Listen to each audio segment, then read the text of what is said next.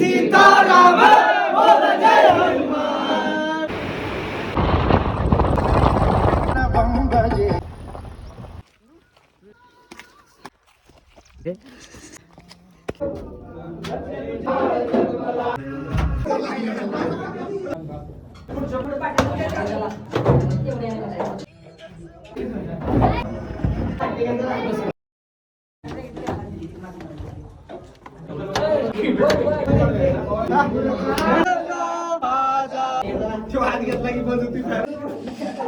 हळवा जाऊ द्या.